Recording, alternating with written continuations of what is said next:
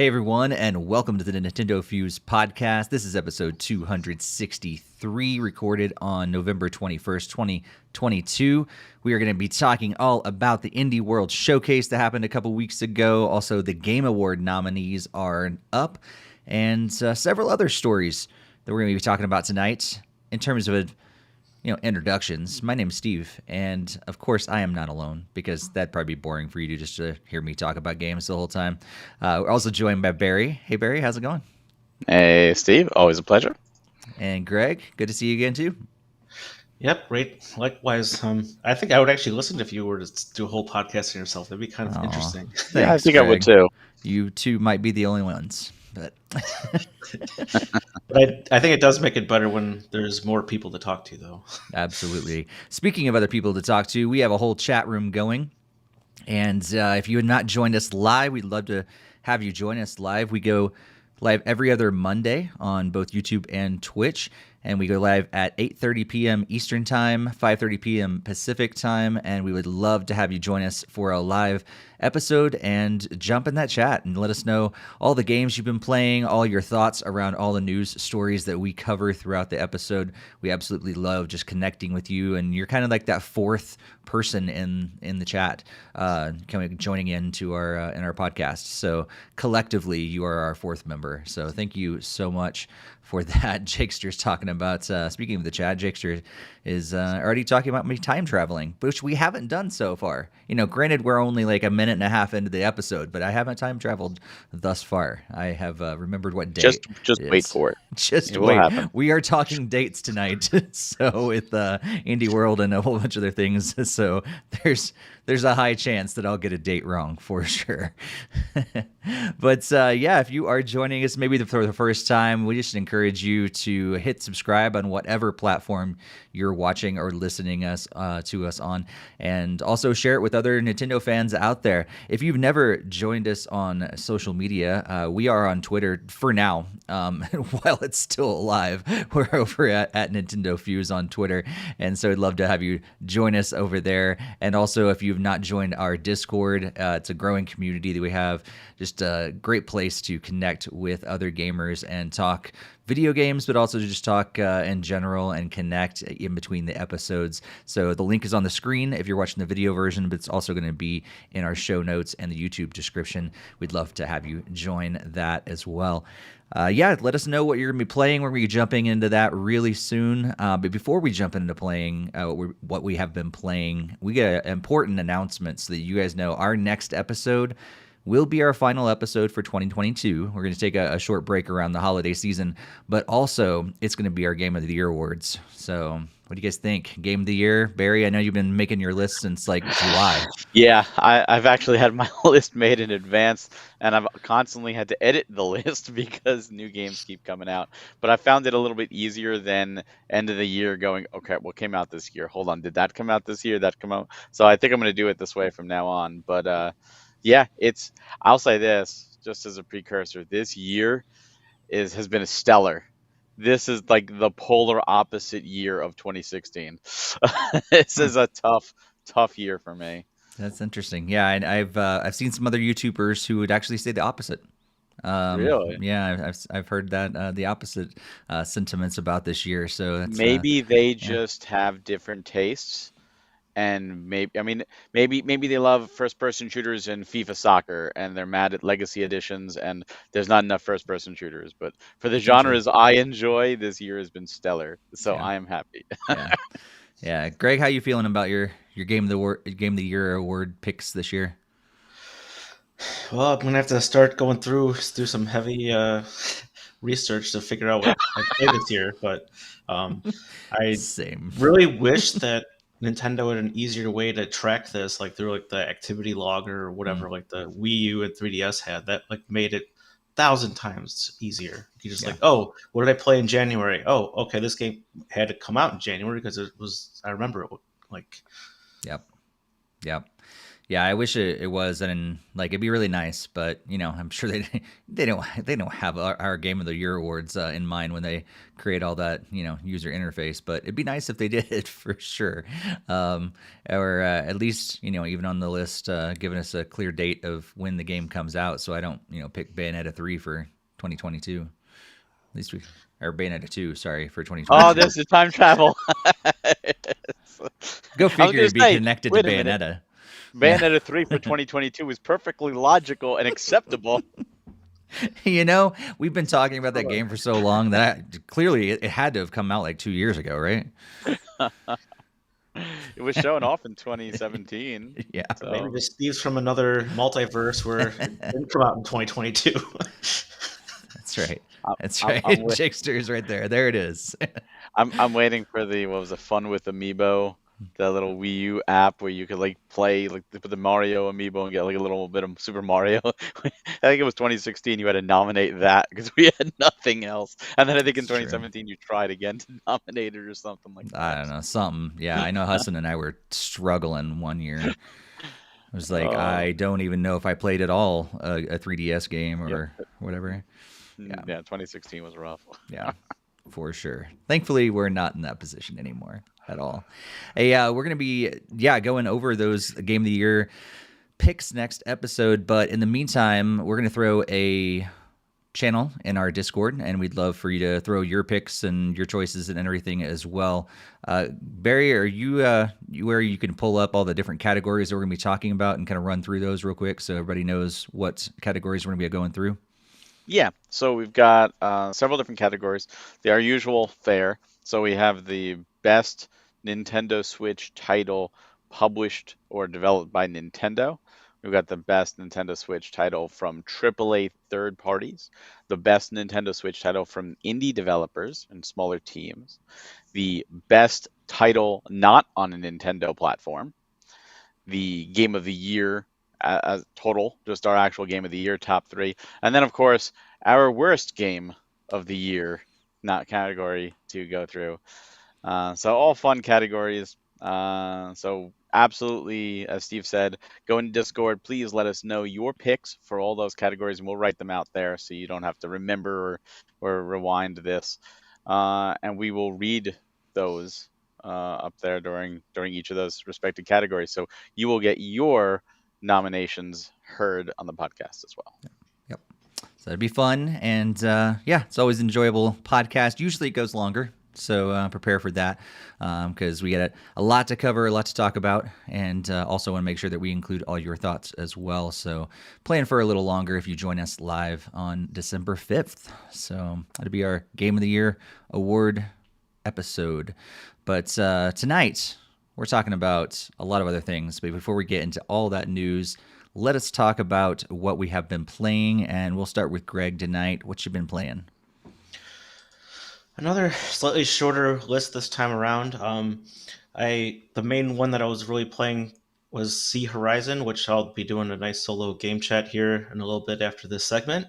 Then I do have like a footnote from forgot to mention in the last podcast that had been playing the Battle of Polytopia, and that was a very interesting game, and you can definitely read out my review on NintendoFuse.com. But overall, it was a really fun like strategy game that's basically just kind of similar to like a Fire Emblem in a way, where you only can move so many spaces, then you're conquering towns and villages, and you're fighting other enemy troops and other players. So it's obviously not just one-on-one like Fire Emblem, but that's very low base comparison because it's actually vastly different about what you can do with your kingdom and upgrade all these different parts of inside like your territory and whatnot.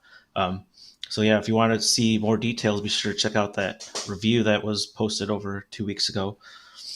Then also my daughter found WarioWare, and we haven't played it in a long time, so she started a new save file, and then we actually made it through like the first half of the story sequence, and that was kind of fun, just seeing all the zany Wario characters doing all the crazy mini games and whatever, like the Switch version of it. So that was pretty fun to go through again.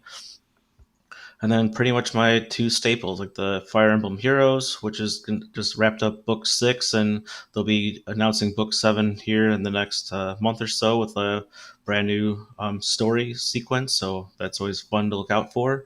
And then still playing a little bit of Roblox Adopt Me with my daughter when she's around over here, and just hanging out and having fun doing some role play stuff within the game. Cool.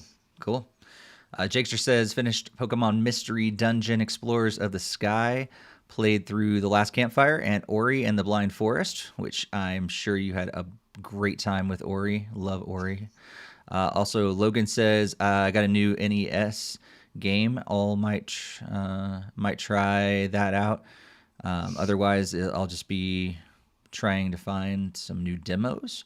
And looks like some game company mailed this NES game to him, and it's a quality packaging. So, and Harvestella is another demo that he plays as well.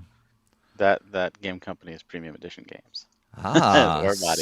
Some random game company just shipped that to Logan. I wonder who that is. If only I knew some people that worked for Premium Edition Games. Speaking of maybe someone that does. What's that? He got his copy before I did. Well, I got nothing. I'm just kidding. Barry, what have you been up to over the last couple of weeks? Well, I've been busy focusing a lot on Premium Edition with Series 5. Raji launched, as well as They Bleed Pixels. So that's been a crazy time. So definitely get those orders in if you haven't. But in terms of games, one of the demos that Logan said he wanted to play, which was Harvestella, I had started before the podcast last time and expected I'll probably finish this Monday, maybe Tuesday. Harvestella, a lot of people look at that and go, "Oh, look, it's another farming game," and so no, that is a full-fledged JRPG with light farming elements that you can totally get in on and do the farming, but you don't really have to. It's just a way to make money. It is a full-fledged JRPG, and it is really good. And the story takes you places you're not expecting this to go. This is Final Fantasy level style storytelling and characters, and it's blew me away with how good this game is. I expected this to be, I'm gonna go in and I'm gonna finish it in like 4 or 5 days. It's probably gonna be a quick playthrough, and it took me 2 weeks because it was just so much content and so much to do, and everything is, you have a day cycle. So like dungeons that we normally in a normal game, you probably be able to finish it, very quickly. You can get like halfway through the dungeon and you hit a checkpoint, and like, oh, it's the end of the day, I gotta go back. So like dungeons took multiple real life days, and then doing side quests and character hero quests. It's like there's a lot, and it really surprised me with how good it is. I went into it thinking like this is gonna be like an average B title, see what Square did, and an easy solid A. Really, I can't recommend this enough, and it's one of those great games with a demo that carries over. So if you're on the fence, and the beginning of the game, not gonna lie, is the slowest part of the game. The demo is probably the worst part of the game, because it certainly picks up. But definitely give it a shot. And because I took so long on that, I was like, oh, Pokemon's coming soon. I really don't want to get involved with another big title. I figured Harvestella would be a quick one. So this time I decided to play a quick one, and one I knew would be quick, but one I was looking forward to when I finally got the physical in, which was Gunvolt Chronicles Luminous Avenger X2. If you haven't played the Gunvolt games and you love Mega Man and Mega Man X specifically, you are missing out. This is the team that did the Zero and the ZX games. After Capcom said no more Mega Man for you, they made their own character and they've been continuing it on. It is phenomenal. It is not a I mean, it's like 3.5 hours. Like you could play through it relatively easy, and then there's stuff to go back if you want to 100% it, which I did not. I went through for the story and for the action and had some fun. And this one was actually kind of easier than the others because they give you an infinite heal. You just lose points. So if you're a point, you want points, you don't want to heal. You want to try and do the best you can, but if you don't care about the points, you can just infinitely heal mid-boss, whatever, and you can have fun with the game. And then, of course, play harder difficulty does not allow you to have that heal. Hmm. But I didn't care. I just had Yeah. fun with it, and I Yeah. do Does recommend it. anybody really care about points in a home console game?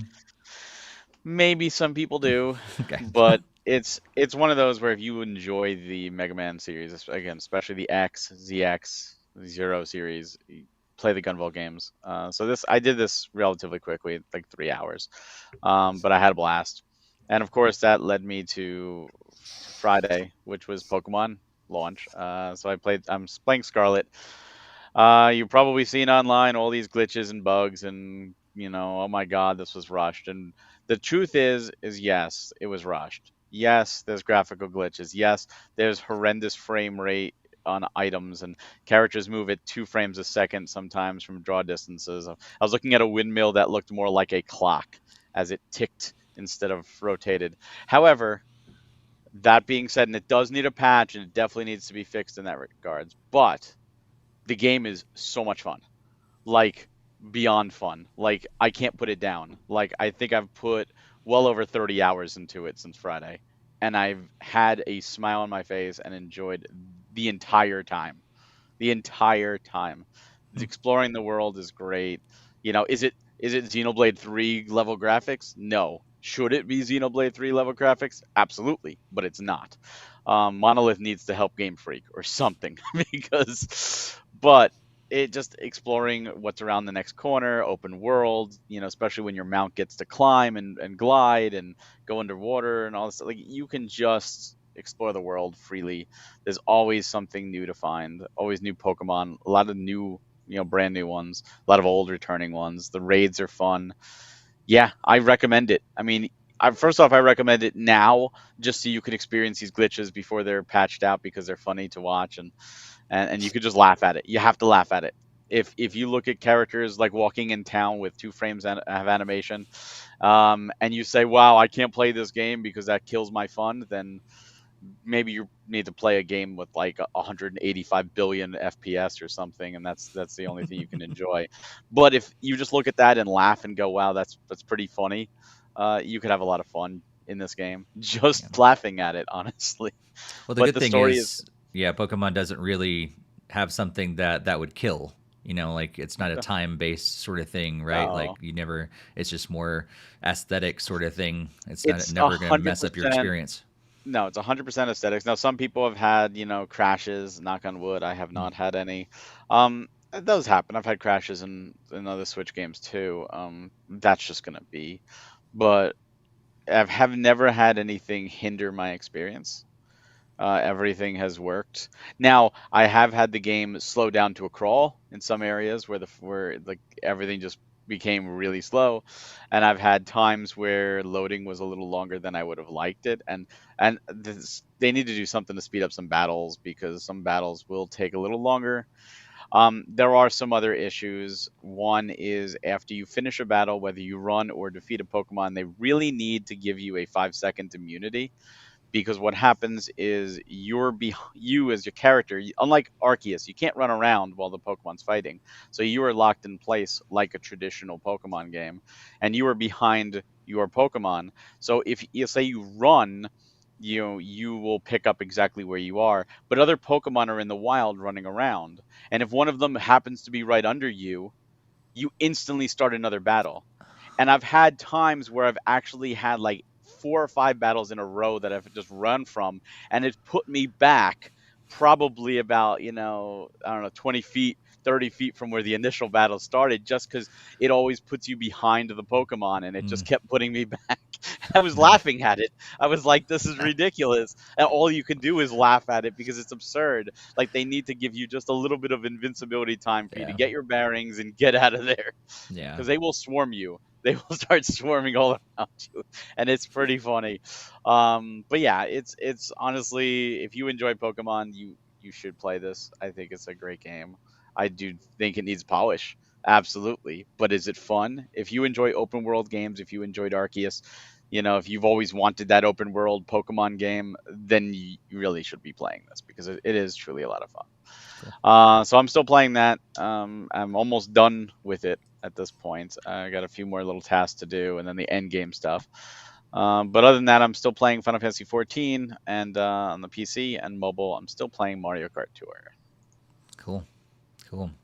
I've been playing, of course, Rocket League and some Clash Royale, and surprise, Pokemon Go has jumped back on my phone, and I've been firing it up. I haven't started Mario Kart Tour like I thought I was going to. I actually just keep forgetting. But Pokemon Go has actually been something I've tried out a couple times here and there, and it really just got back in rotation when I was sitting at a park, during lunch, and I was like, I already had checked every, YouTube video I wanted to watch, listened to all the podcasts I wanted to watch, played, some Clash Royale or whatever, and I was like, what else can I do? I still got a little more time on my lunch period, and it's like, let me fire up Pokemon Go. I have one park in town that has about 5 different, what are they called? The gyms? Not gyms. The Pokestops? The Pokestops. About 5 Pokestops right in the parking lot, and I can hit all of them at the same time. So I just sit there eating my lunch, spinning things, catching Pokemon like crazy. So it's been kind of fun, and finally, I was having trouble for a long time having the thing that is supposed to track you, and you're supposed to get candy and all the like the built-in the one. Pokemon Go Plus? The watch, not the watch, but like just the built-in stuff that's supposed to track you when you have the game off or whatever. And I think you can use your Apple Watch or whatever with it. It wasn't working for a long time. All of a sudden it started working recently. So I'm getting alerts all the time. You're like, oh, you're the Pokemon you're walking with got a bunch of candy or whatever, and hey, there's new Pokemon in your area or stuff like that. So it's been fun to kind of, small level, but to get back into Pokemon Go just a little bit. And there's so much that I still have yet to do because I did fell off, a couple years ago, but it's been fun to kind of check it out. I'm not going to lie. I do not miss going to diners specifically because there were Pokestops and sitting there eating going, oh, I could spin again. It's been 5 minutes. I do not miss that. Yeah, this time around, it's incredibly casual for sure. Not even close to like making sure I get everything, but it's been fun just to hop on every once in a while and see what's around me and that sort of thing. I also been playing Life is Strange 2, so I finally got back into that. Finished up Chapter 1, and haven't started Chapter 2 yet, but finished up Chapter 1 and was. We met a new character, which was fun, and I'm not gonna say much because really this is definitely one of those stories that I could easily spoil stuff if I talk a whole lot about it. But enjoying it still, of course, pushing through. This is one of the ones that it tugs on your heartstrings a lot more, I feel like, than some of the other Life is Strange games, and because of that, I think it was hard for me to get back into it because it's an emotional story. All of them are, but this one I think because it involves the brothers, they got kind of caught into something that they shouldn't have, and you don't know the whole story or why that happened and everything, but it really kind of pulled me in, probably in a good way. It's good storytelling, I think, but it also I don't know if I'm really, so I had to push past that to get back into playing and everything because it was kind of pulling on those heartstrings. And then you got to see at the end of Chapter 1, you got to see a reference to the first game. I did, yeah. What did you think of that? Very, very short and simple. Very short. And I was like, really? That's it? Okay. But I got to see the reference. Yeah.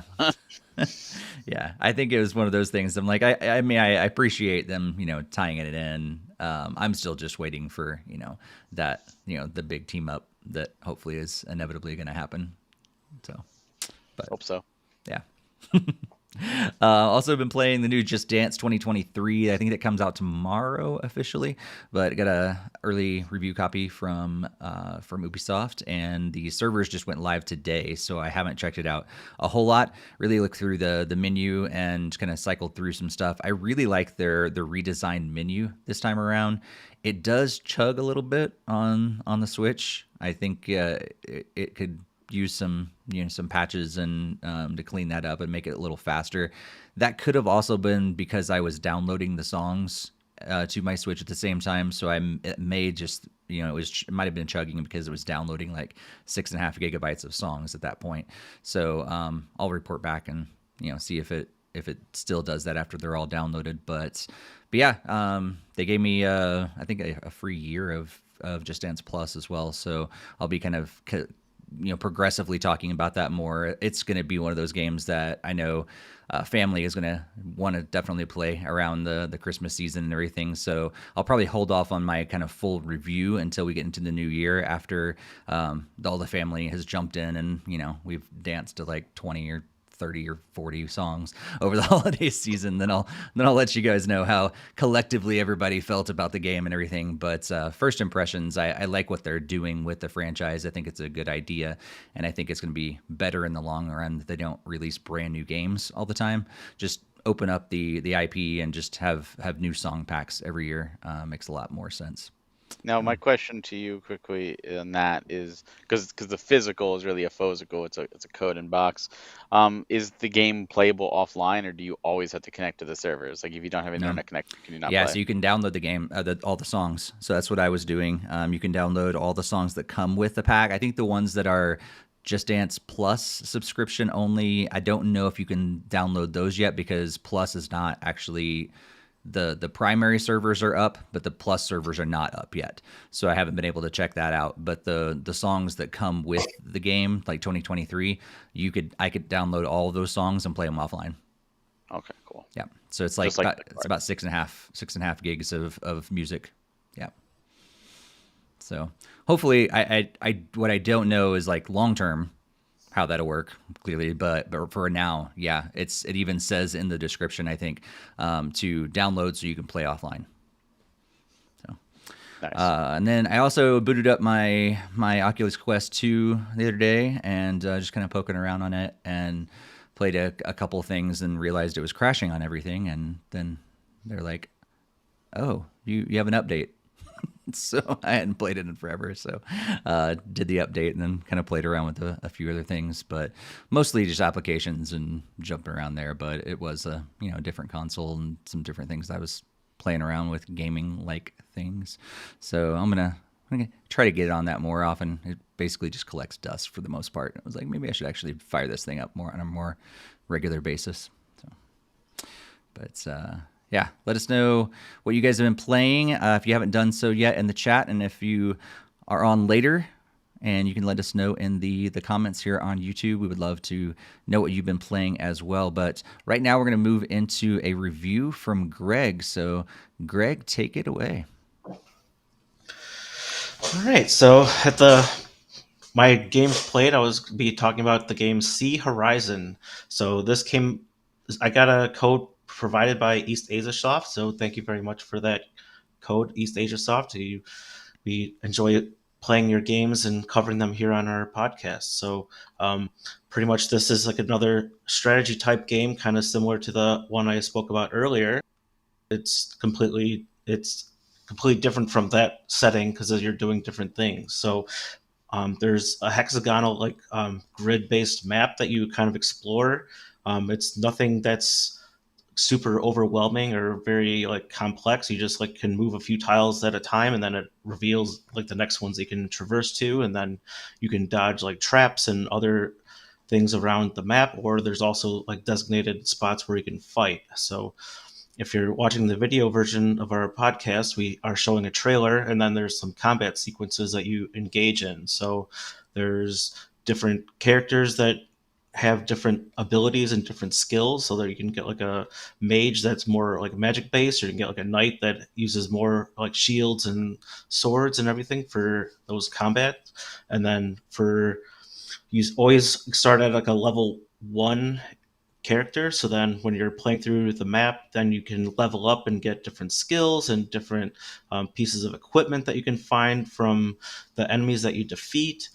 And this equipment can basically enhance your dice rolls that improve your combat. So there's a few different element icons that might be on the screen throughout the trailer while it's playing, but pretty much you're using these abilities to play your skills that you have equipped for your character in the combat. So I thought that was very cool the way that there's a variety of different skills you can learn. You can do more risky based gameplay, or you can be playing it safe and just be collecting more like the healing abilities and just keep using the basic attacks. So the game does a really good job balancing it. So then you're not going to be overwhelmed in each and any of the different fights that you can go through, and there are like conquerable as well. So you do have some potions that you can use to restore your healing, like to restore your HP. And there's every character does have like a healing ability to use, provided you get the mana or whatever to cast it or to use it. So the combat uses like a dice-based system, kind of probably like Dungeons and Dragons kind of feel to it. So at the beginning of your turn, it rolls a bunch of those icons that you can use for that particular turn. So if you don't have those ones that you need for certain abilities, like even like your attack ability, then you won't be able to attack the enemy that particular turn, and you might have to play more defensive and like beef up like by blocking or doing or just like rehealing yourself as well too, or just getting ready for the next turn. So there's lots of different complexities they can dive into just with the combat itself. There's a variety of different modes you can play as well. There's like a story mode where each character type has a designated character that goes through like a story based sequence, and those are really cool to watch and go through. And there's like some little cutscenes for each character as well, along with a lot of dialogue to get to know them a lot better. There's also the generic just dungeon exploring, where you just kind of go through like 5 different layers of like a dungeon just to try to collect loot and level up your character as well. And then there's more just like an open based like more of like a roguelike version, where it's just kind of like a randomized map where you can just pick whatever character you want to start with, and then go through and experience like the pretty much an infinite amount of maps and possibilities with that.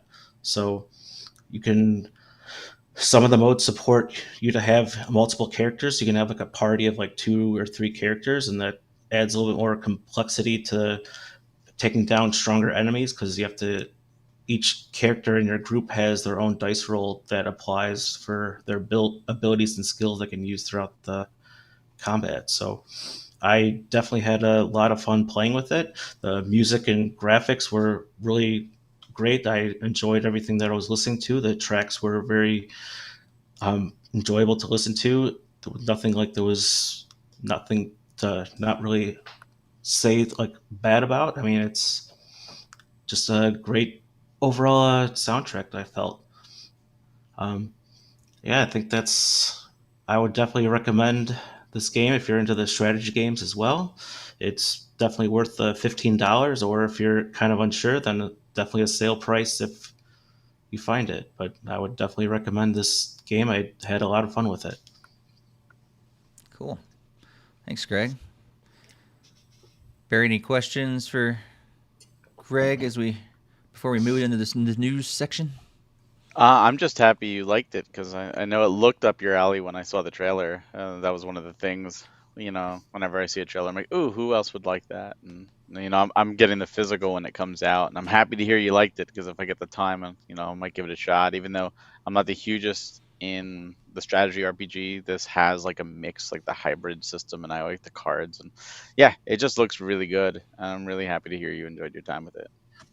Yeah, and one thing I just realized I didn't touch on, there's not like a turn for like the movement or whatever, so it's kind of like you're spending like food or whatever. Like it says like move to certain tiles, but then it kind of slowly drains. But then there's points where you can buy more food throughout if you're really trying to step on every tile and everything. So you do get like some currency to restore like your movement thing, but you also don't have to explore every nook and cranny, because the maps are very like linear and like design. It's not like you're gonna be like in this huge open world setting and then you have to like send out like try to traverse the entire map. But cool. It was really fun to see it. Like, so it's like you don't really have turns while exploring, just the turn based and the combat. Nice. Well, again, I know we said it earlier, but thanks to East Asia Soft for giving us an opportunity to review that game. Let's move into some news, and we had an Indie World Showcase drop right after our last podcast. Come on, Nintendo. We've worked this out. We've been doing it for what, like 15 years now? You got to release those things before we do our podcast, not right after. But alas, they have not listened to us. They keep dropping them right after. But we did have an Indie World Showcase drop on the November 9th, and there was like 22, 25, something like that, games shown off. I'm going to run through them really, really quickly, coming off of the Nintendo press release. These are out of order, so if you watched the Indie World Showcase, realize that these are out of order. Greg and I were talking before. I have no idea why they don't put this same order as the actual thing. But anyway, we got Rogue Legacy 2 is going to be... that's dropped later that day, so it's already out. Venba can come out in spring 2023. A Little to the Left is also released that day, so it's already available. Blanc comes out on February 14th on Valentine's Day 2023. Have a Nice Death is coming out on March 22nd. Upon a Gesture also dropped that day, so you can get it now. I'm not sure. Is this Aka or Aka? I can't remember. But either way, it comes out on December 15th. We'll be able to find out just in a few weeks how they pronounce it. Also, Sports Story is finally coming out. I feel like we've heard about this game forever, but it's coming out in December. Botany Manor is coming out later next year. Goodbye World, it dropped. Is going to be dropping later this year as well. Dorganya is coming out in spring 2023. A Space for Unbound drops on January 19th, 2023. Coffee Talk Episode 2, Hibiscus and Butterfly, is coming out next spring. Oni, Road to the Mightiest Oni, is coming out on March 9th, 2023. Desta, The Memories Between, is coming out early next year, and Pepper Grinder is coming out in 2023 in some part of the year. And then we also showed off several games during a montage, including Inscription, which drops on December 1st. Wobble Dogs Console Edition drops on November 17th. And other games like Wrestle Quest, which I believe drops on May 23rd, Storyteller on March 23rd, and Curse of the Sea Rats early 2023, and also World of Horror in summer 2023. So that's just a quick rundown of the games. I'd be interested to hear just what you guys think about the overall presentation and any games that stood out to you. Greg, how about you first? I mean, overall, I mean, it's a kind of the standard like indie presentation, so it's not like the same like huge quality of like the normal Nintendo Direct. So I mean, I still thought it was pretty solid, and there's at least a few titles in there that I'm looking for more information on, or even already looking to pick up. And even that like Rogue Legacy 2, like that one did catch my attention, and I saw it like already released.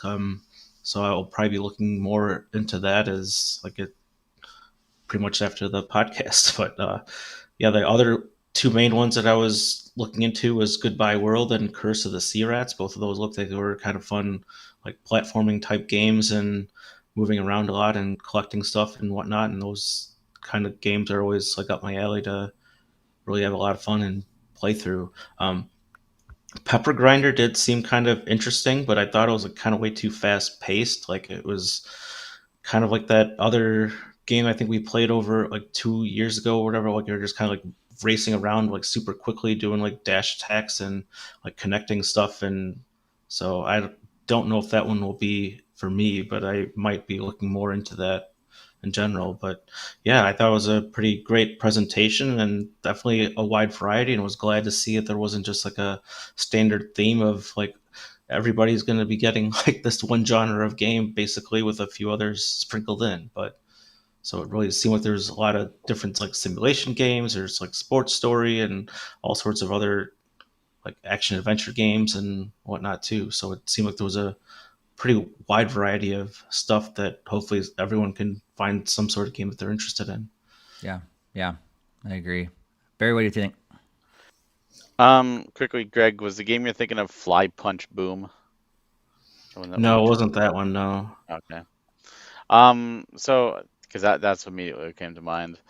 For me, I thought, I've seen a lot of people be like, "Oh, this was a terrible indie direct. This is not how you combat God of War." But not every game's for everybody, and you have to understand that. And if there wasn't anything for you, that doesn't mean there weren't good games. They're just not your style. I thought it was, for me, an average. I mean, didn't nothing blew me away. It wasn't like Raji, but it wasn't like, wow, I just wasted my time. It was great to see smaller teams getting the spotlight. There was certainly some games that I'm interested in. Goodbye World, I thought looked great.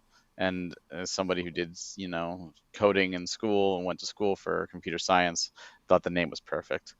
Uh, Definitely Oni looked really cool. Pepper Grinder, I think looks a lot of fun. I'm really excited for that one. Little to the Left reminds me too much of my real life. that, Right. that I think it would Yeah. it would drive me a little too crazy, even though I love the concept. I absolutely love the concept Yeah. about finding, and it's true, like cleaning up. I always find little puzzles and stuff in real life, but it's I have enough of that to do in real life. But it's a great novel game in terms of concept. Rogue Legacy 2, I never played the first one. I heard nothing but good things, and I do think it looks really good. Sports Story, I never played Golf Story. Again, I've heard great things. So I know a lot of people have been looking forward to Sports Story, and hopefully it delivers.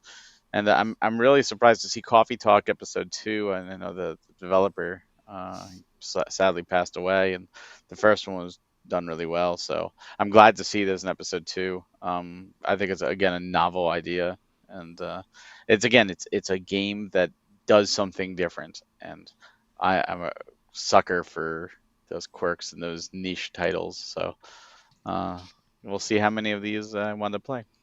Yeah. Yeah, I agree. I think what you guys said, like the variety was really big there. That's funny. I didn't hear anybody say that, Barry. People are really complaining because that's not the way to combat God of War. Yes. Yes, because it was the same day, and not everybody, but like a lot of people online, they think it's just this giant console war. Like, oh, if one company's coming out with something, then clearly you have to have something to combat it, and that's not how you combat God of War. Ragnarok is with this indie direct, which did not do nearly what they expected. I don't know. Yeah. Maybe if Hollow Knight was there, people would have been happier. I don't know what people expect. It's an indie world. Like, you're gonna get smaller titles out of it. Yeah. You're not gonna get the next Smash Brothers out of it. No, not at all. No, but it is cool to see. Yeah, I love Nintendo. Just has been doing a really good job. Like we've said several times about highlighting some of those indie developers that really are, like, so many of them are like bedroom or garage programmers that are just working their heart out, and these are their passion projects, and it's really cool to see them coming to home consoles where everybody can enjoy their games. And there's such a variety when you get that, because people are just making something that means something to them and hoping that other people will enjoy it too. So I didn't really get a whole lot out of this one that I was like, man, I can't wait to play that game.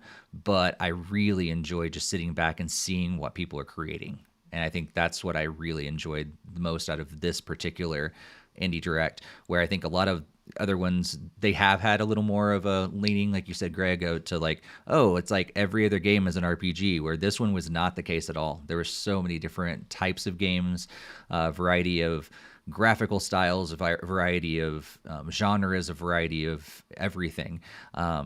One of the games that I think I didn't I really expected to be different was Goodbye World, because when I first heard the story, indie games do have a lot of times they'll play this emotional story, and so I was like, oh wow, someone made a game about like losing, that they lose someone or whatever, and I was like, oh, that's an entirely different game than I thought it was going to be. It's all about programming a game, and that sort of Goodbye World.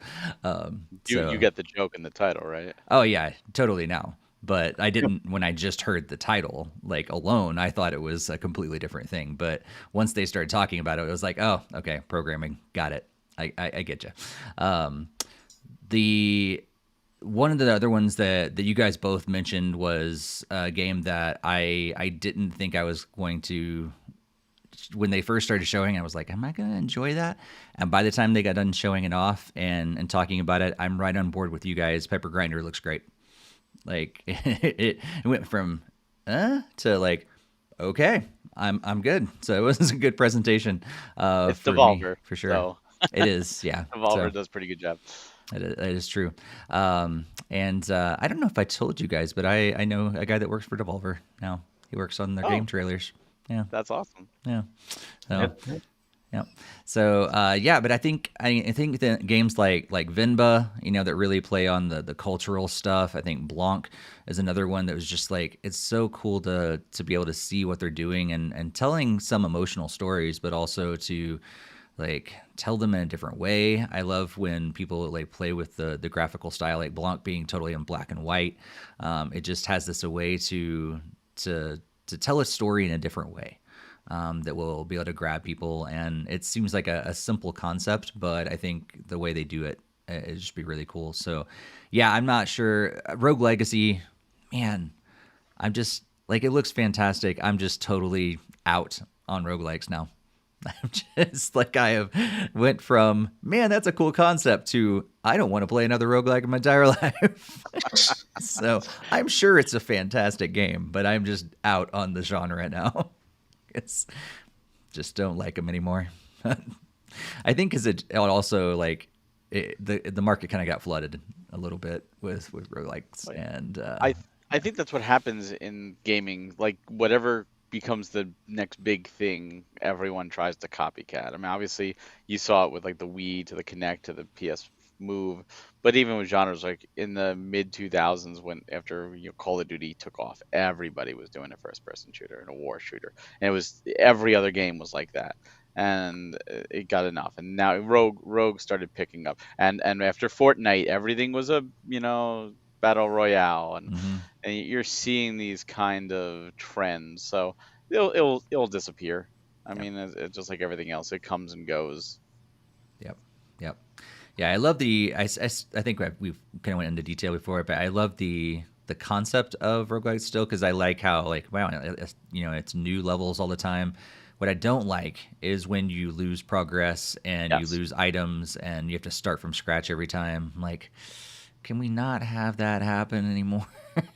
See, yeah, I'm with you. I like roguelikes when you have progress. Like if you had experience every time you kill enemies or whatever, and you don't lose anything, and then like Sundered to me did it right, where you got experience every time you killed enemies, and when you died, you went back to the start, but there was a tree, and you could spend those experience on gaining new abilities, and it was always different after you left your home base, and there were set cubes that were guaranteed to be like the boss was always in the same spot. Just getting to the boss was always different. But even if you died, you came back the next time stronger, and you chose how you upgraded. I cool. like roguelikes like do that. Yeah, that's cool. Yeah, I just think of that one that, Greg, what was I forget what it is now, that one we played. It was just really annoying. It was also really difficult. So like you died all the time, and you're like, I'm just constantly in this cycle of playing a hard game, dying, losing everything, starting over, and nothing's the same. Yeah, it's the Robot Named Fight, I believe. No, that's it. It was a top-down sort of like Zelda, old school Zelda-like game. I can't remember what it was, but I remember it was really difficult though, because we played multiplayer online and on that one. What was that one?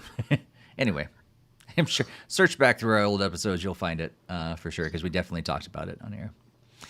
But yeah, let us know what your guys' thoughts on roguelikes are in the comments or the chat room. We'd love to hear what you guys think about it. Maybe clearly people still enjoy it. Maybe you're one of those people that enjoy it. Let us know, and let us know what your favorite ones are if you do enjoy them. Let's move on to the next story, and we have not our Game Awards, but we have the Game Awards from Jeff Keighley and all he's doing over there for the video game world. And they have announced their nominees for the Game Awards 2022. I believe the Game Awards are going to be live on December 8th, if I got that date correctly, and they'll be streamed online. Sure, we'll be watching along and seeing what game gets 17 awards this year, and every category goes to that. But Last of Us Part 2. yeah, exactly. They'll find so many things. I think the big thing Probably is like Elden Ring, probably, right? probably, yeah. And I think before we jump into the nominations itself, I think I just want to say I don't know about you guys, and I'd love to hear what you guys think, but I think the categories for the Game Awards I would love to see reworked. Like some of them make a lot of sense, but others I'm like, why are we giving a award for that?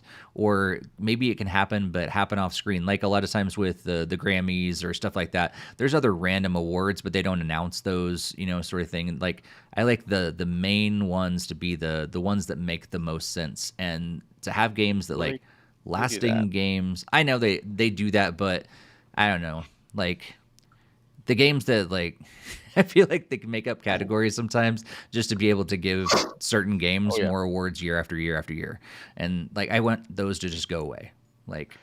Yeah, they do the smaller ones where they're like, oh yeah, so and so also wins this, or they do it in the post show. Congratulations. But you're right, and I think I had a laugh because my wife was doing the nominations. You could vote, and she got like 3 or 4 categories, and she's like, they're all the same games. Like every category is the same. Why? And I'm like, yeah, you could tell favorites.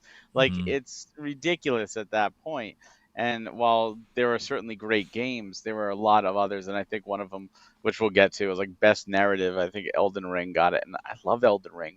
Best narrative? That's so cryptic. You gotta look through guides, look through lore. That's not a narrative when you have to do extra work. That's like a narrative is telling a story. But you gotta nominate Elden Ring for everything. I'm surprised it wasn't in the family game category.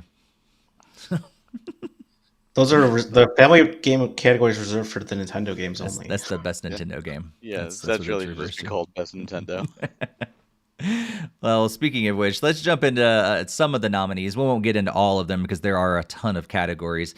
But as far as Nintendo games, I think they ranked up 11 games in the overall list, if I remember correctly. And Xenoblade Chronicles 3, Barry's potentially favorite game of the year, ended up in the Game of the Year category. It actually netted up 3 different nominations, and also A Plague Tale Requiem gets 5. It's probably the cloud version that get it, but yeah. But also Tunic got 3 nominations, Neon White got 3 nominations, Sifu also got 3 nominations, and Mario and Rabbids Sparks of Hope got 2 different nominations as well. Kirby and the Forgotten Land, Splatoon 3, Nintendo Switch Sports, and Pokemon Legends Arceus all got a nomination for Family Game, as we were talking about. And also Bayonetta 3 has been nominated for Best Action Game, along with Triangle Strategy and Live Alive also get Best RPG nominations. So as far as the Nintendo games go, that's what Nintendo games got nominated this year. So in general, it's a better year for Nintendo. That's not one of their best years, but it is a better year than we've seen in the past. Where I'm it's surprised just they didn't mention Breath of the Wild or Tears of the Kingdom. That's true. Sorry, I did forget about that. Those are games that are coming, that are already out. Tears of the Kingdom also did get a nomination for most anticipated game. So that is on the list as well. And so yeah, together 11 nominations for Nintendo. So what do you guys think of the nominations that Nintendo did get? Do you think they stand a chance for anything other than Best Family Game? Because that one's kind of a given for Nintendo. Barry, what do you think? I kept calling out Keeley on Twitter saying you don't have the balls to nominate Xenoblade 3 because it deserves to be in the Game of the Year category. And he did it, although it's kind of put towards the bottom. Which clearly shows favorites. Now, Keeley, I'm calling you out again. You don't have the balls to make it win, because that will show that you don't get paid off. Because clearly, it's obvious where your favorites are, and it's obvious that Kojima didn't have a game this year that you can't put it on the pedestal that it doesn't always deserve to be on. So the money is there, and I think someone put it out Like the amount of nominations for Sony versus Nintendo versus Microsoft, and like Sony is like all the way at the top, and like Nintendo's in the middle, and Microsoft is none, and it's like clear bias. Yeah. And if you're gonna do an award show, you can't show bias. And I'm not a big Xbox gamer. I'm not. I just rarely use it. But like Halo never gets nominated, and like Forza, you know, did yeah like one nomination, like one like you can see like there's a clear leaning towards a particular favorite, and this is no. And what's weirdly weird is the nominations happened the week the God of War Ragnarok came out. Like God of War Ragnarok is like all this stuff, like it just came out. Mm-hmm. And like Pokemon met the deadline, and Pokemon's not nominated at all for anything, and I'm like, and then granted, there's a lot of bugs and stuff. I get it, but it's still fun. Family friendly game. Family, like, it should be something RPG. Like it's not. I'm not saying game of the year, but it should be somewhere. And again, there's a clear bias here, and we've seen this with Last of Us. We've seen this with Death Stranding. You know, it's become a meme at this point. And those are all Sony games. Oh, what go figure. So I hate that. I hate that there's a bias. So I'm honestly surprised they actually acknowledged Xenoblade existed. And I say that because they didn't acknowledge Xenoblade 2 existed at all. They didn't acknowledge Xenoblade Definitive Edition existed at all, or Torna existed at all. So I don't know. Maybe they finally are starting to realize, hey, there are more games outside of the one or two Sony circle jerk games that they want to give you, because it's ridiculous at this point. And it's, you know, it's just one of those things where it's become a joke. Mm-hmm. Like no one takes them serious anymore, because that's what they've like some people say I don't care about the Grammys, or you know, like my movies aren't nominated for the Oscars because it's the artsy movies or whatever. That's fine, you know, but at least there's multiple movies usually being played, but of course there's still favorites. But let's see some other games get nominated. Like I said, Elden Ring for best narrative was like, really? Did you play the same game that I did? Because I put like 150 hours into Elden Ring, and I had to look up so much of the story because it was cryptic as hell. And if you have to look up, that's not a good narrative. A good narrative will tell you and explain to you the average person. That, I mean, it would be the equivalent of, you know, going to an MCU movie and it'd be like you need to watch all the others to even understand what's going on. At least they give you enough information that you could have a general idea. You don't need to know all the stuff. But Yeah. this is the equivalent of going into a movie, sitting down, and them telling you, so this really interesting thing happened to me on the way to work. Bye. And it'd be like, wasn't that a great story of what happened to him on the way to work? Maybe, but how do I know? Oh, you have to read the book, and then the book will lead you to a special web page that's cryptic, and that web page will give you half of what happened. To get the other half, you need to go to a particular Starbucks that's in downtown Cincinnati, order a special latte, and they'll give it to you written on a napkin. That's not a good movie. That's Elden Ring. Look, sorry. So it's clearly that there's a bias, and it shows, and it's funny because, you know, we've always call it out, and and certain fanboys will be like, they'll blind because they're happy, and the other fanboys that are like realizing this are saying, hey, wait a minute, this is not fair, this is not, you know, even. And you know, as Nintendo fans, we're right in the middle. And you know, when you play all the games and you can see it all, you can see the good and the bad in all games, and you could see there's still a bias. And it's not like saying, and the worst part is you're gonna see if one game wins a particular category. If God of War and Elden Ring are up against in like a category, if one of them wins they're winning them all, like, or most of them, like whatever one takes that first win. It doesn't matter what it is. It's like best voice actor, that means game of the year. Like it's so biased, and you can look back through and see that. So I hope this year they break the mold. Jeff, I'm calling you out. Break the mold, and let's get some real winners in there. You know, not the ones that pay you millions under the table. That doesn't happen. I don't know what you're talking about. Never. Yeah, 20 nominations from Sony Interactive to the next closest one is 11. But it is from Nintendo, so that's tied for second, which is a little surprising.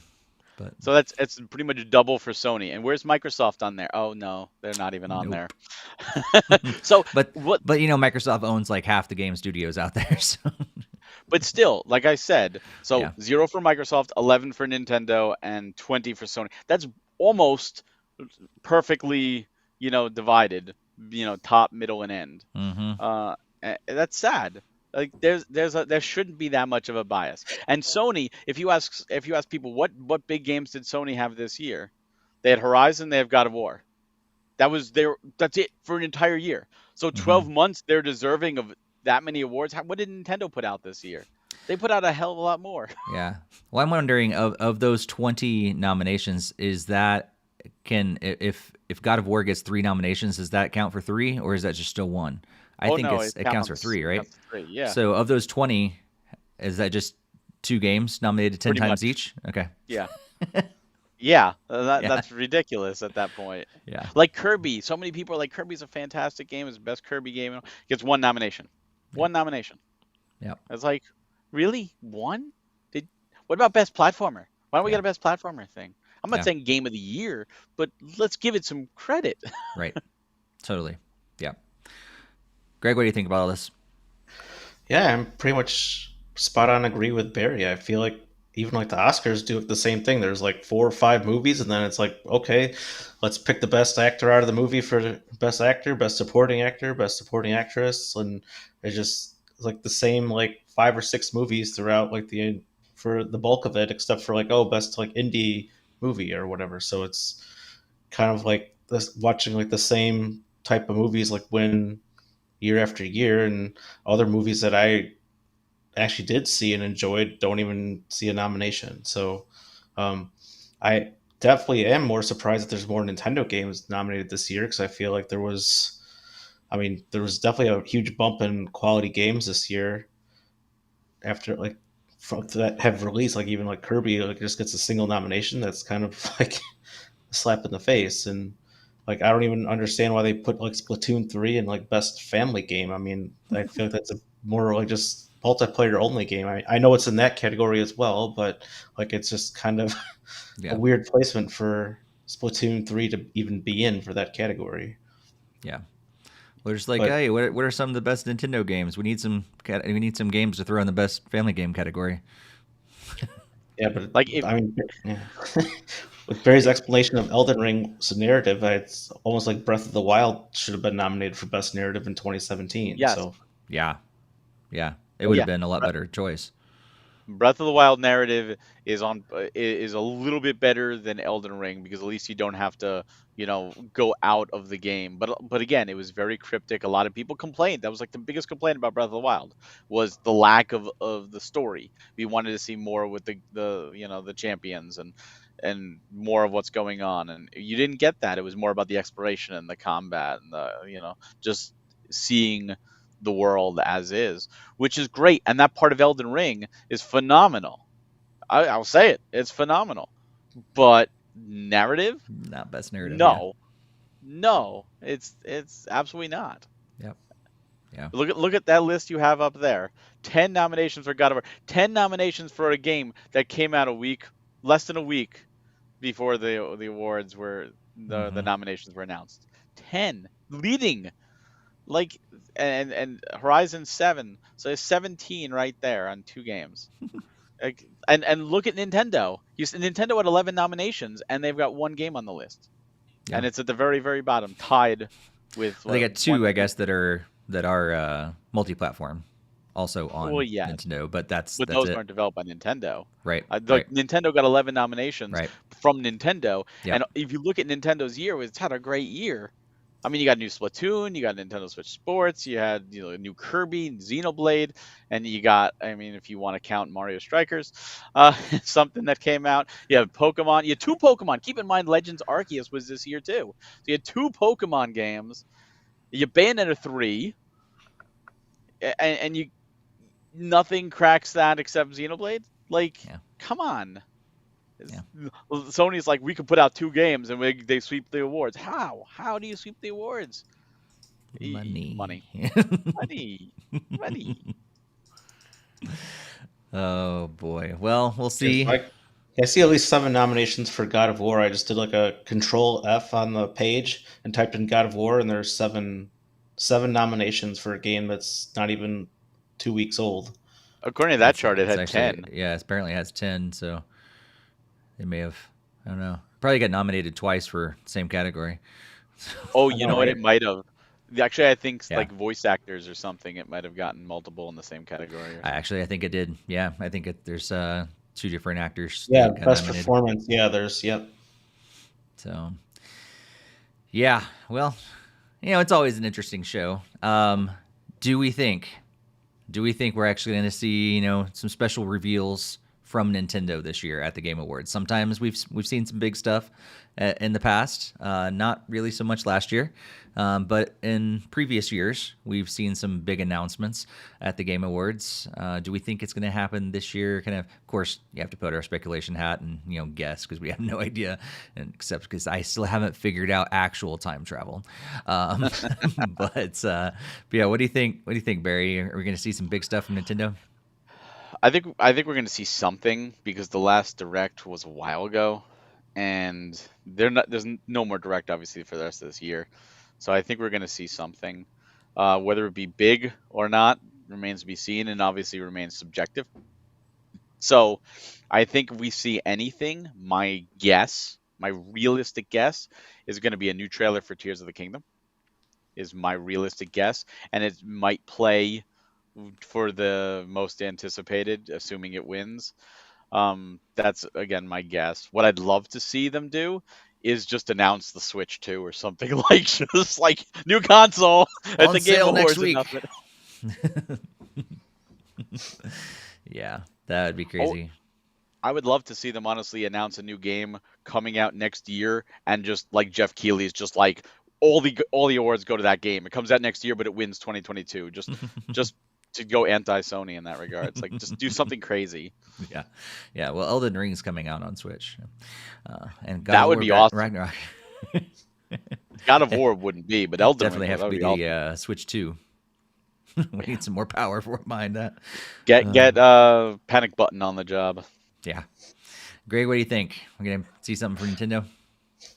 I'm actually thinking probably not realistically, but I do think if there is going to be something, I do agree with Barry that I think Tears of the Kingdom would make the most sense to have like a little trailer, because they haven't really even shown a lot from the game yet. So I think that'd be a good like first like look kind of thing or whatever, like a little bit deeper dive into like a newer trailer. But I really don't know. I mean, there's not like, I don't think there's any really big January games that we know about yet or whatever, but I don't really see too much coming from them. I think they kind of dropped off over time, like after like they did like the Breath of the Wild DLC. I mean, maybe they'll announce or Tears of the Kingdom DLC. I don't know, but Yeah.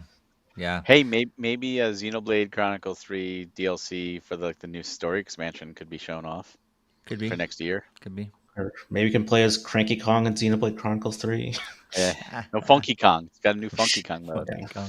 Oh, no, that's right. They did announce Cranky Kong there for Tropical Freeze as well. I forgot about that. That's true. Yeah.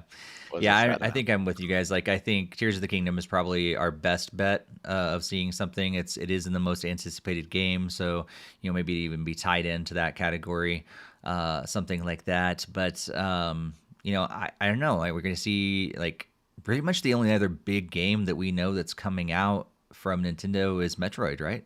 Like that's really it. That's all we're waiting on. So, the writing definitely does seem like it's on the wall, unless they start announcing some stuff we don't know about yet, like another Mario. I mean, we can't just keep what we're probably going to get, honestly, is probably just, oh, here's the next Mario Kart booster pack.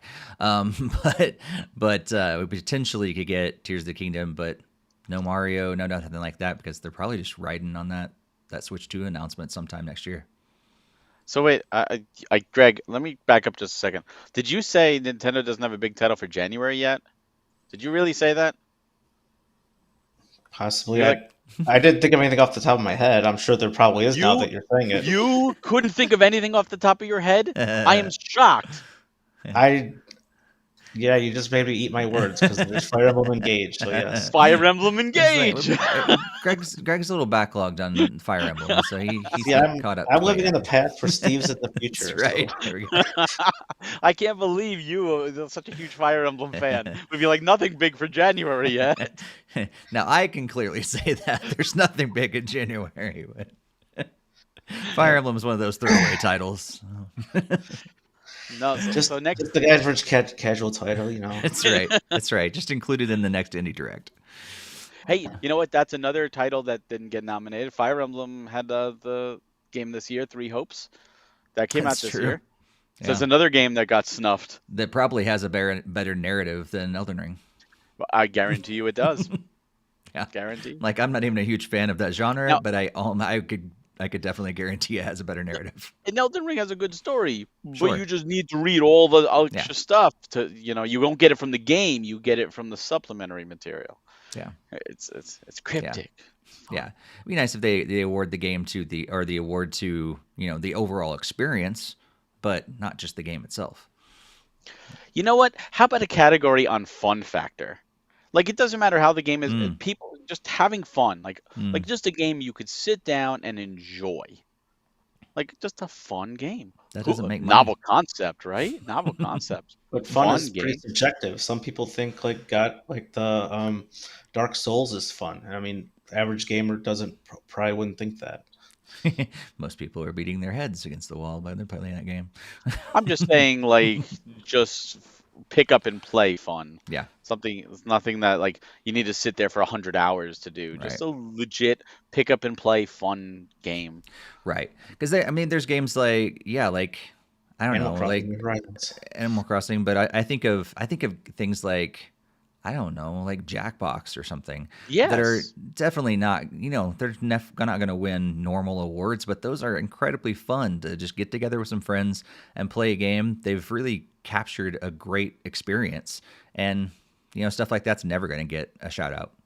Exactly. Like that, let's bring categories into that. But instead we have best esports and esport coach and esport team. And those are the things that need to go. Those are the things that need to go. Yeah. Yeah, it's fine. Have an esports award ceremony, honor them and do things over there, but don't include it in the game awards. This is for games that were made and the people that made them. Honor them. Yeah, the closest they have is the Games for Impact. That's the closest award, and every year that's been my favorite speech because it's really they've always made me cry because they tug on the heartstrings, and you could tell this is somebody who didn't pay for it. This is somebody who made a game that they're passionate about, that tells a story emotional to them. They didn't make it to make billions. They made it to tell a story, and then they're up there and they're humbled. That's usually the best category. Mm-hmm. Make more categories like that. And you know what? They should just change the game of the year and make an actual game of the year, and they should make a second one that says company that paid us the most money to win this award. It's like the Twitter check mark, but for the Game of the Year awards. Every $8 gets you a point, and whichever company pays the most to have the most points wins. And we could give you your little participation trophy that says I wasted all my money on this dumb trophy, and you should be proud of it. That's what they should do. At this point in the podcast, we would like to alert you all that however much money you pay for our game awards, we're also accepting donations, and we'll clearly acknowledge your game at the top of the list. For every $8, you get a point. You like that system? It works. It works for Jeff Keighley. It works for us. This is how we make money. And if you don't want to do that, buy some merch. NintendoFuse.com. Well, it's going to happen after our Game Award episode. So we'll eventually talk about it. We'll be chatting about it, of course, in Discord and on social media. But you can watch along with us in our Discord. I'm sure we'll be chatting along and, making fun of some stuff, and also, sharing maybe some celebration time when Nintendo potentially, wins more than just the family game. We'll see. Well, I would say more than the family game and most anticipated. And No, the Grand Tears of the Kingdom's not a shoe-in, but that's true. I think it's pretty That's high true. up there. That's a high chance for sure. Yeah. Speaking of which, like, is there any other categories that we expect Nintendo possibly to win? If Xenoblade doesn't win Best Music and Best Narrative, at the very least, I'm rioting. All right, you heard it here first. You Yeah. see Barry on the news. Go meet up at Barry's house. He's got the pitchforks. I'll find Keeley. Yeah. I'll get a 6-prong pitchfork, one for each of the party members in Xenoblade, and right up the keister. The Keeley Keister. Greg, what are you expecting to see from Nintendo at the Game Awards this year?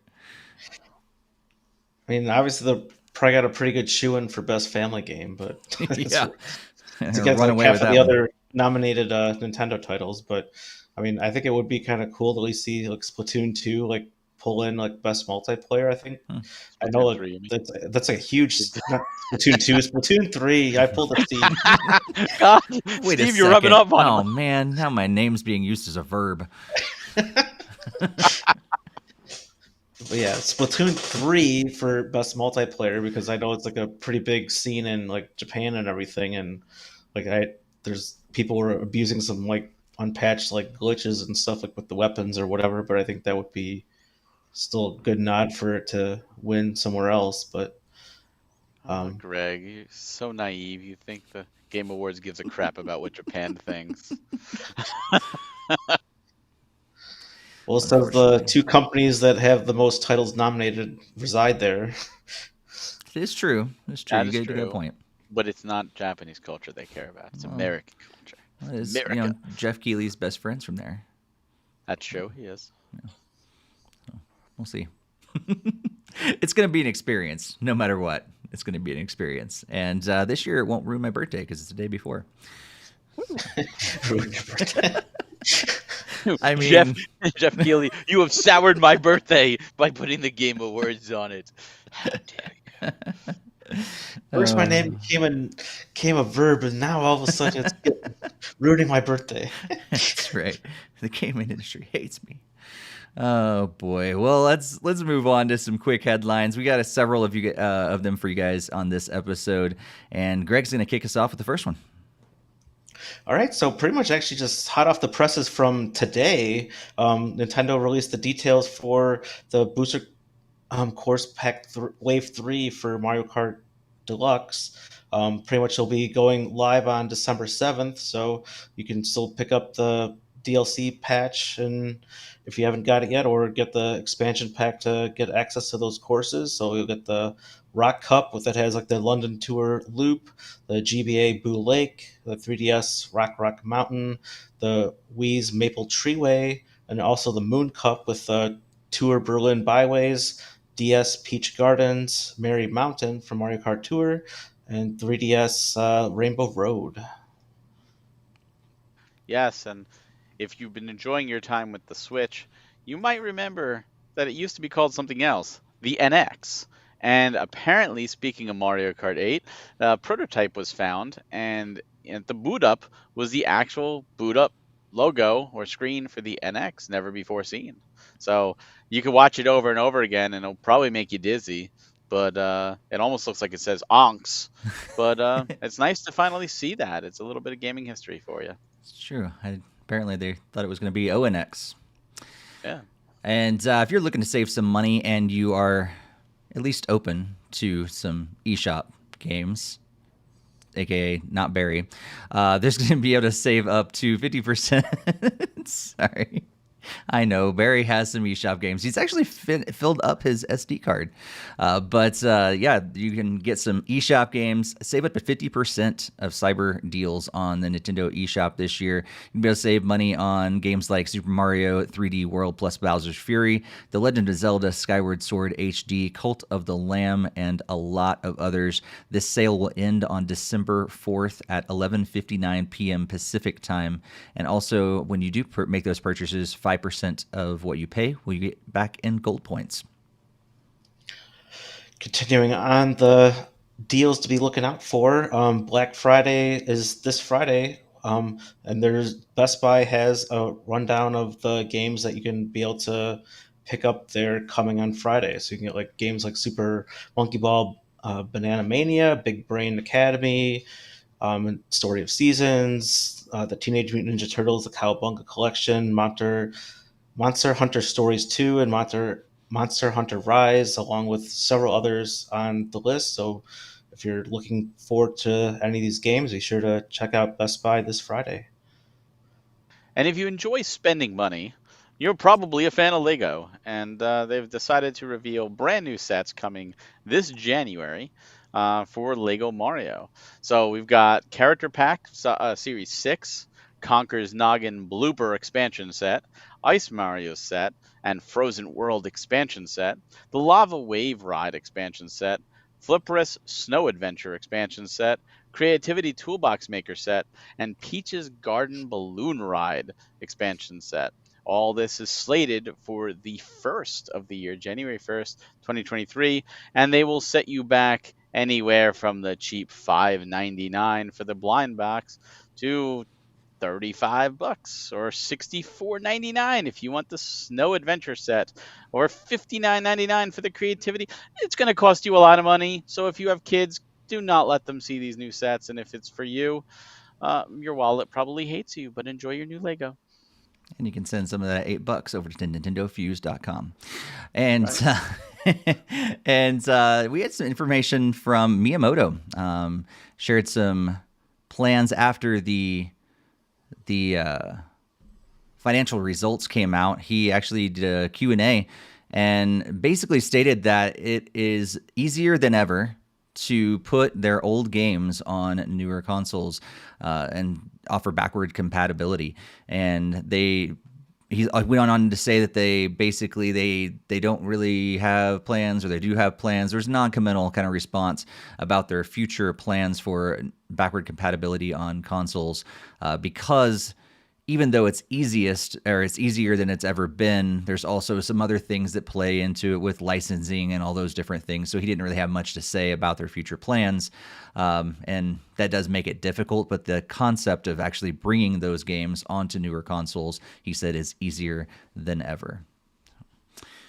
So what do you guys think of all these stories before we move on to our next section? Barry, any further thoughts? If porting is easier than ever, then Nintendo needs to take some of that money they have, just hire a team and focus on getting more games onto NSO and getting some nice, great physical collections like a Zelda collection, Metroid collection, Earthbound trilogy or Mother trilogy. Like, I think those would sell. Oh, and don't make them limited for a set amount of time and then make them disappear forever to the Nintendo Vault, because that was stupid. And you should never repeat that. And you should feel bad that you ever did it to begin with. Always good to see Black Friday deals. Great time to pick up great physical games. Amazon has deals right now. Best Buy, Target, Walmart, they all have deals. So definitely check those out. As for Mario Kart, I'm happy to see more booster courses. It seems like the rumors were right that London was included, and that's why they only showed 2 games last time, out of probably respect for the Queen. But I'm glad to see more courses get brought over. Still confused why they don't put Tour next to Merry Mountain, because that's where it originated, and you can't say otherwise because it's from there for 2 years now. But I'm glad to see that come over. Excited to see how they handle the other 2 more, I should say, of the city courses. Really waiting for Vancouver. Vancouver's my favorite tour course, or at least of the city courses, and I really want to see what they do with that. As for the NX load screen, it's simple. It's not clever like the GameCube. It doesn't wave like Wii. It just makes you dizzy by spinning a bowling ball, a circle, an eyeball. I don't know what it's supposed to be. But I think it's cool that they even invented. They got that far to invent that. As simple as that is. It's weird because I thought it was just a code name. That's interesting. Have we ever seen a loading screen for just a code name before? We've seen logos. The Revolution had a logo with the 2 different size discs. I guess Wii. So. That was published. Like, people talked about that. I remember that was on Nintendo Power, I think, or something like that. Yeah. Yeah. Yeah, the Revolution. I wish they kept that name. I think that was a great name. Um, for the Wii, it was what was it? Project Cafe was the Wii U, Yeah. or was that Wii U or 3DS? I forget which. One of No, yeah, them. Yeah, they're one of yeah, and them. then we Yeah, had that was Ultra it. 64 Ultra as well. 64 was obviously shown. Yeah, that was a big. Dolphin. Dolphin was never officially shown other than Hmm. a picture of a dolphin with auditions after the end of DK64. Hmm. Um, so now I don't think we've had much in terms of that, but I think it's cool just from a historical point of view that it exists. So I'm glad it's now preserved on the internet, running and loop over and over to make you dizzy. And as for the new Lego sets, I was telling the guys before we started, this is finally going to be a time I start doing blind bags for my wife, at least to get one of the figures. But man, I am This is how it so starts, glad. Barry. This, This is how yeah, it no, it's not starts. gonna, not gonna be the way it ends. Or it will be like that's it, boom. But Hmm. I'm so glad that I never got into this because the collector in me, right, wanted to get right. Oh, I got to go all the sets, and looking at the price, I'm like, phew, glad I dodged Hmm. that bullet. Yeah. Just don't have the room. So I'm glad I dodged it. But I'm glad for all the collectors out there and all those that play with the Lego sets and with their kids. I'm glad that there's more games or more sets coming out. Hmm. Just hide your wallets. Yep. Lego Mario is now a game. They kind of try to make it a game, I guess. Yeah. It's, Yeah. it's it's really a game. It's a game. It's the easiest game of Mario ever because you could just go die Goomba die, and it will never kill you because you don't have to ever let it hit you. That's what they do in Mario Maker. Just die, die. Greg, what do you think about all these different headlines? Yeah, definitely excited for the next booster courses for Mario Kart 8. So that'll be a nice reason to fire that up again and see some awesome courses coming back. Like the DS Peach Gardens was one of my favorites from the DS game. So it was nice to see that one coming back after such a long time. Yeah, the edX loading screen, I thought that was just one of the more cool, interesting finds I found on the internet for our podcast today. So I just thought it'd be really cool for everyone to see. And like, yeah, that just is really cool that just obviously somebody had spent some time or a team spent time making that logo and designing it and making it like animated and everything. So it's kind of interesting to see how they went completely different with like the switch icons because it's more like that little like snapping sound and like the things go, like the Joy-Con sliding on kind of thing. Yeah, but the deals is going to be awesome. I'll probably be looking at either some Christmas gifts for myself or my daughter for some games. I definitely know that Fire Emblem Three Hopes is on that Best Buy list, so I'll finally be picking that up. The Lego sets, yeah, that's be pretty cool, but probably be passing on these this time around. I don't have any more room for to expand on the ones I already have, and haven't really been playing with them as much as I thought I probably would have been with my daughter. So I just feel for Husson that's gonna have to buy every single one of these sets. And then yeah, as Barry said, if it's that easy to bring out classic games, let's bring them out. Like what the heck? Hmm. Like there's no reason for a slow drip feed if you got such high confidence in saying this is really easy to do. Like Yeah. why can we not have the games on there? I mean, I understand that they are doing collections, but even the games in those collections should be on there. Like Castlevania should be on the NSO and not just only in the collection thing. Hmm. I mean, if you want to buy the collection, that's awesome and great for you, but I still think it should be also in like the NSO library just to be able to be played for people that might want to try it out and never aren't huge Castlevania fans kind of thing. So Hmm. Yeah. There's a version of that. Someone else wrote an article on it, and I think I read it wrong in the beginning, and I thought it. And initially, I thought I read that they were going to be bringing back the Virtual Console, but after I reread it a couple times, it's like, oh, that's not really what he's saying. But he's saying that it could have been, it's easy just to create that again. And yeah, I think it's weird. I understand rights for like third party games, but like you've got a ton of first party games. Just start popping them out. You have no excuse there. You have the rights to do all that. yeah, and even like the bigger third parties are around, there's like no reason not to have those games on there too, like the Hmm. Bomberman, Contra, Castlevania, like Mega Man. Like, why are these games not on NSO? Yeah. Yeah. Well, that's all for our news, but before we jump into what games are coming out over the next couple weeks, just want to remind you again, if you have not joined us on social media, you can join us over on Twitter at NintendoFuse while Twitter still exists. And if it does go away, be sure to join us on Discord. We would love to have a jump in that community and just talk about any of the games we're talking about, especially over our break, over the holiday season. It's a great place to continue the conversation in between our episodes during our break, and really at any time, going on 24/7. Of course, the link is on the screen, but also in our show notes and the YouTube description. Jump over there on our Discord. Let's talk about what's coming up over the next couple weeks in terms of gaming. Again, our next Game of the Year Awards episode is going to be on December 5th, 2022. But until then, we've got some games coming out over the next couple weeks. Just a few highlights as we scroll on the screen in the video version. All the games that are coming out, courtesy of Metacritic. Just a couple games that stood out to me, and we'll see if other games that I missed that stood out to you guys. Just Dance 2023 comes out on November 22nd. Romancing Saga Minstrel Song Remastered comes out on December 1st. And Resident Evil Village Cloud Winter's Expansion comes out on December 2nd. So what other games are you guys hoping to play? Which ones are standouts for you that perhaps I missed when I was looking through the list? What do you think, Barry? Nothing for me that's between now and the next podcast, although December does have games like Dragon Quest Treasures that I'm really looking forward to. For me, I'm going to be finishing Scarlet, which my plan is to finish it sometime this week. And then after that, my father-in-law is coming in town for a week and a half. So I'm probably going to be playing God of War Ragnarok at that point, because I figure that's a title that he would enjoy, because he likes watching me play games. He might enjoy like the killing and the more violence. And then I've got Sonic Frontiers, which is another title that I look forward to playing, depending on how fast I finish God of War and how much time I actually get to play with it.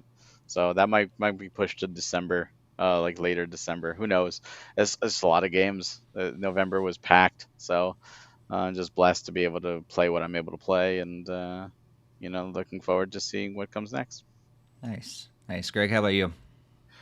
Yeah, I don't think there's too much in this like specific list that I was really looking into, but as I said earlier in the podcast, like that Rogue Legacy 2 had come out or whatever, like pretty much the day of that indie direct, so might be looking more into that. And then obviously, as I stated, like Fire Emblem 3 Hopes is going to be on sale on Friday, so I'll be looking to pick up that as well. And then along with some other ones like the Life is Strange collection is, I think, still on sale, so I'll be looking to be making my wallet get a bigger hole. So yeah, there's plenty of yeah, and I have to jump into that as well. But yeah, the Night Witch sounds kind of interesting. It's a Metroidvania shoot 'em up adventure kind of game. So yeah, that's how I found Cathedral and some other fun night themed games. So maybe that one might be a good one to check out. Nice. Yeah, I was looking through the list earlier, and I've heard of Night Witch before. I feel like it was on some sort of showcase thing, and I think I remember us all going, "That game does look pretty good," but I'd kind of forgotten about it until I saw it on the list. So, yeah, I don't think there's really anything. I'm going to be playing some Just Dance 2023, of course, but other than that, there's nothing new that's really coming out that I'm really excited about. So with this holiday, this is Thanksgiving week here in the United States this week, so I'll get a little more extra time to play some video games. So hopefully get at least one more chapter in of Life is Strange 2 before the next episode of the podcast. But yeah, I don't really know. I don't have any huge plans for games over the next couple weeks. I haven't really thought through what I'm going to be playing, other than some Life is Strange and some Rocket League and stuff like that. So yeah, maybe it'd be exciting to talk about our next episode, see what found its way into my Switch or my Xbox, or maybe I'll spend some more time with my in VR. I don't know. I need some recommendations. People jump in our Discord and let me know some recommendations on what I should do in VR, because I've not found anything to like keep me coming back all the time yet. Like there's some interesting concepts, but they're good for like 30 minutes, and then I put it down, and then it collects dust for a month. So I have a recommendation for you, yeah, Steve. okay. Xenoblade 3. If it comes out in VR, Not in VR, but it's something you could absolutely be playing even portably. I could. I need a free version of it. Jeff Keighley actually acknowledged it in Game of the Year, so that tells you. Thanks to you. Could be. Calling him Could be. out.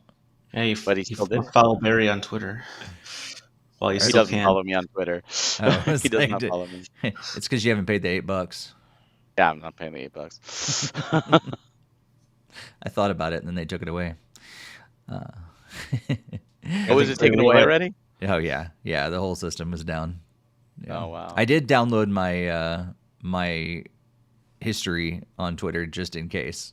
That was like the first thing I did was put in a little request to be able to download all my stats and everything, or in history of tweets and all that stuff for the last, like, I don't know, 14 I didn't know years. where you could do that. Yeah, in your settings. So it's definitely worth it. Is that still available? Yeah, you can always do that. I mean, it says it takes within 24 hours. I got it within 48 hours because I think everything was going on the crapper. But yeah, I think there's probably a lot of people requesting that. yeah, for sure. That's kind of why I did it. I was like, if this is actually real, it'd be nice to save that history. I don't know if I'll ever do anything with it, but it'd be nice to have it. So, look into the chat, and it looks like Jakester says that Three Hopes is one of the games that he's getting from Best Buy on the sale. And also he's going to start Ori and the Will of the Wisps tomorrow, and hoping to finish Paper Mario soon and return to Mother 3. Ori and the Will of the Wisps is such a good game. I love that so much. So hope you do enjoy it, Jakester. And also Xenoblade 3 on VR sounds awesome, he says. So that would be cool. Maybe Switch 2 will bring back the 3D and it'll be in VR. And you can easily that's like switching 3 different ways: handheld, TV, and VR. Bam. Thank you, Nintendo. I expect my royalty check in the mail pretty soon. And it better be more than $8. It'll just be a thing to kind of almost like when you had MarioKart8.com and they had to come and take that away from you. Yeah. I didn't really get a whole lot more than what I paid for it, but it came after me. Like, did you already get Mario Kart 9? Oh, I tried. It was already gotten, like, by that point, they'd already locked them all up. But yeah, I slotted in MarioKart8.com. Thought I was slick for a while, and Nintendo came for me. Which is so weird how, like, what they go after. Like, they want MarioKart8.com back for me, but they, like, they allow us to call ourselves Nintendo stuff, and they don't care at all. But I guess because this was a specific game title, they're like, we're sending you a cease and desist. They didn't actually send an actual cease and desist, but they're like, we need to get that back from you. And yeah, they only paid me because I asked. I was like, can you give my money back that I paid on that domain? It'd be great. And they're like, how much you pay for it? All right, here you go. You should have said I paid $1 million for it. Yeah. I was like, I was a premium domain that I bought for $2.5 million. No, just bought it at regular price on GoDaddy. Anyway, Barry, you're gonna be pretty busy fulfilling orders, especially for Raji and some other games that are coming out on premium. Any other big things coming up over the next couple weeks? All your podcast tour and everything else. Actually, the podcast tour still continues. Hasn't ended yet. We just did a new premium playcast yesterday, which was always fun to do. We haven't had a lot of time to do those. A lot of stuff just premium taking up our time. Then on Wednesday, I have a podcast. I'm with the Classic Gaming Brothers again. Always a blast to hang out with them. And then on Friday, Black Friday, I'm actually with NintendoVania. So I'll be there just this week. Just always looking for places to go and people to talk to, and it's been a lot of fun. Just meeting so many new people. So those should come out. There should be also another podcast coming out soon than I did on Donkey Kong Country 3. And for games my mom found, they do a lot of podcasts just on individual games. So I'll be doing some more with them next year. I just did one with Chrono Cross with them. Great group. A lot of fun to just talk about classic games. So always fun doing that. But yeah, Raji, They Bleed Pixels, Love 3, and Eagle Eye and Twist are all available right now at premiumeditiongames.com. Limited quantities, and they are selling very quickly. We also, speaking of Black Fridays, I'll just make a quick announcement. We do have a Black Friday sale going on at Premium Edition. We have select items going back up on the website in extremely limited quantities. So make sure to go to the site, including Robo Name Fight Deluxe. I think there's like 20 of them. There's the Robo Name Fight Deluxe Guide, just the guide. People have been asking for standalone. I think there's 100 of them. We've got 20 Super Blood Hockey Retros sealed. They never came sealed before. We found a few copies. We got Phenotopia Awakening Standards are sold out. We found like 50 more copies. Those are going up. I think 50 Demons Tier Plus Retros are going up onto the site. And those are, I think there's a couple other things going up for Black Friday. And all of those things you could actually find if you scroll down on the main page. We have all the Black Friday items. They're all going to be there.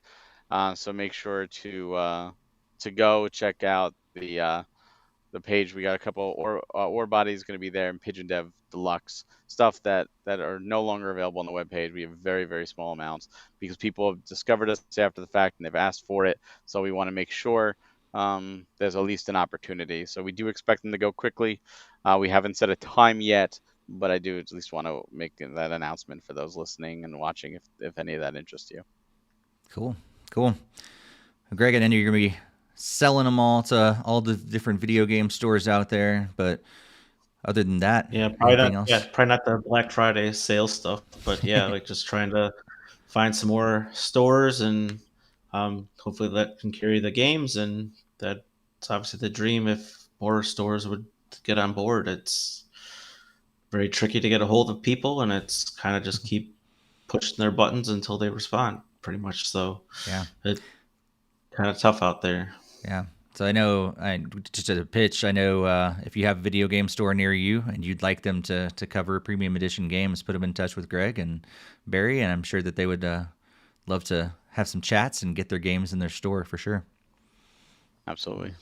So, cool. Well, to all you guys that are in the United States, happy Thanksgiving week.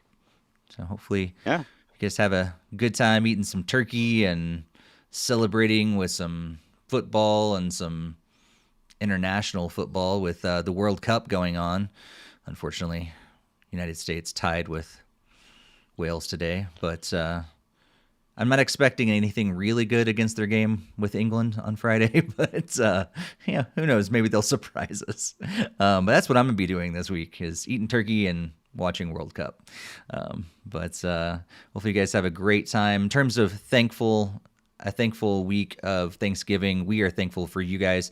And one way that you can pay us back, I mean, you can do it financially if you want to buy merch and all that stuff, but really one of the best ways is to just share this with other people who are also into gaming, especially Nintendo.